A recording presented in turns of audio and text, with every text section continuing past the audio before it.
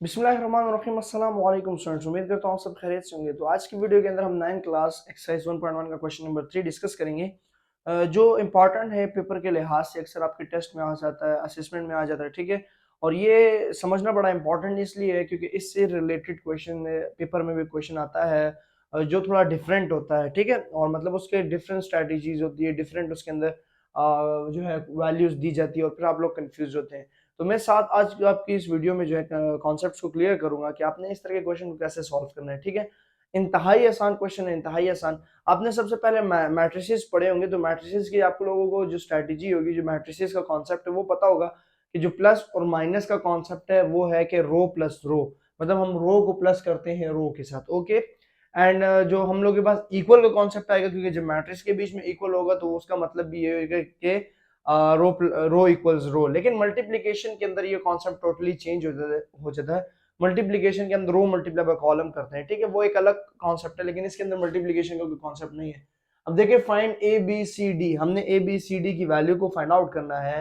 And यहाँ पे हमारे पास देखिए ए बी डी, तो ये वैल्यूज इन्वॉल्व है। तो ए बी सी डी एक वेरिएबल कहलाएगा क्योंकि हमने ए बी सी डी की वैल्यूज को फाइंड आउट करना है, ओके स्टूडेंट्स। देन हमारे पास ये मैट्रिक्स इस मैट्रिक्स के इक्वल है, तो हम लोगों ने क्या करना है कि इन मैट्रिसेस को इक्वल करके इनको सिंप्लीफाई करना है, ठीक है। तो हमने इसको सिंप्लीफिकेशन की तरफ अगर लेके जाए तो देखिए, जैसे हमने कहा कि भाई ए प्लस सी, यहां से स्टार्ट लेंगे कि ए प्लस सी और सी माइनस वन, इसी तरह ए प्लस टू बी और 4d माइनस सिक्स इक्वल है 0 3 माइनस 7 और 2d, ठीक है। ये हमारे पास इक्वल है, तो हम लोगों ने क्या करना है कि रो इक्वल्स टू रो, ये रो है, ये इक्वल्स टू रो। तो फर्स्ट टर्म जो है, फर्स्ट डिजिट जो है वो पहले वाले के बराबर आ जाएगा। ये first term A plus C is equal to 0, ठीक है। तो A plus two B is equals to minus 7, ठीक है। फिर C minus one is equal to 3, ठीक। And 4d minus 6 is equal to 2d। ये हमारे पास आ गया जी। हम लोगों ने क्या किया कि टर्म्स को इक्वल कर दिया, पहले टर्म को पहले के बराबर, दूसरे को दूसरे। और इसको अभी आप इक्वेशंस के नाम दे दें कि then is it's equation number 1, ये इक्वेशन नंबर 3 कर लें, ये इक्वेशन 2 और ये इक्वेशन 4, ओके। हमने इक्वेशंस के नाम इसलिए देखो कि जब हम इसे सिंप्लीफाई करेंगे तो हम किसी न किसी नाम से इसे बुलाएंगे, तो इसको इक्वेशंस के नाम से बुलाया जाएगा। अब जब मैं इक्वेशन 1 को सॉल्व करूंगा तो ए भी एक डिपेंडेंट वेरिएबल है, सी भी एक डिपेंडेंट वेरिएबल है, जिसका आंसर फाइंड आउट करना मुश्किल है क्योंकि ए खुद एक वैल्यू रखना चाहता है और सी खुद एक वैल्यू रखना चाहता है, जिसकी वजह से ये सिंप्लीफाई नहीं हो सकता। तो हम पहले इस टर्म को नहीं सॉल्व करेंगे, इस इक्वेशन को नहीं सॉल्व करेंगे।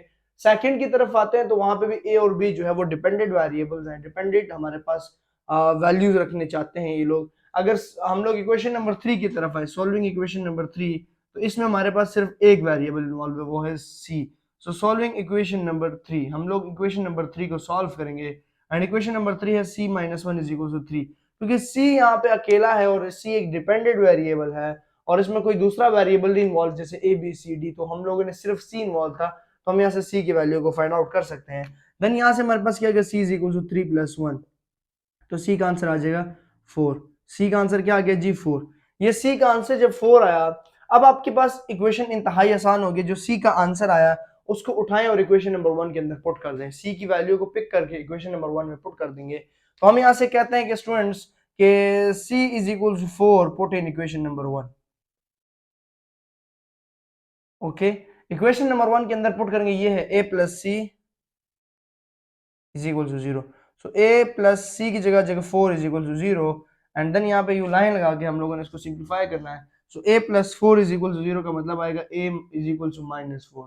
तो ए की वैल्यू क्या आ गई, माइनस 4 आ गई। ए की वैल्यू क्या आ गई, माइनस 4। कैसे कि 4 यहाँ पे प्लस हो रहा है, उस साइड जाके माइनस हो गया, हमने जस्ट सी की जगह उसकी वैल्यू को इन्वॉल्व कर दिया। देन हमने दो वेरिएबल्स को तो फाइंड आउट कर लिए, ए को और सी को, ये ए सी आ गया एंड ये ए निकला। अब हम सॉल्व करते हैं इक्वेशन नंबर 2 को, मतलब हम लिखेंगे कि a is equals to minus 4 put in equation number 2, ठीक है। सो a की जगह आ जाएगा माइनस 4, इस a की जगह plus 2b as it is equals to minus 7, okay.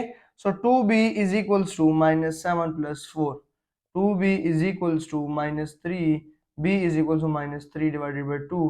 सो ये हमारे पास b की वैल्यू आ गई है। अगर आप इसे डिवाइड करना चाहे तो 1.5 की फॉर्म में भी लिख सकते हैं, लेकिन इधर तक भी आंसर इनफ है, ठीक हो गया। अब हमारे पास 3 वेरिएबल फाइंड आउट हो गए। लास्ट हमारे पास आ जाता है जी last equation, solving equation number 4। Solving equation number 4। अब इक्वेशन नंबर 4 के अंदर हमारे पास क्या है कि कोई भी सिर्फ डी इन्वॉल्व है, वो खुद ब खुद भी सिंप्लीफाई हो सकता है कि 4d minus 6 is equal to 2d, 4d minus 2d is equal to 6। इस 2d को यहाँ पे कन्वर्ट कर दिया, 6 को वहां पे, तो 6 वहां जाके पॉजिटिव हो गया, 2d यहाँ के नेगेटिव हो गया। So 4d minus 2d is equal to 2d is equal to 6।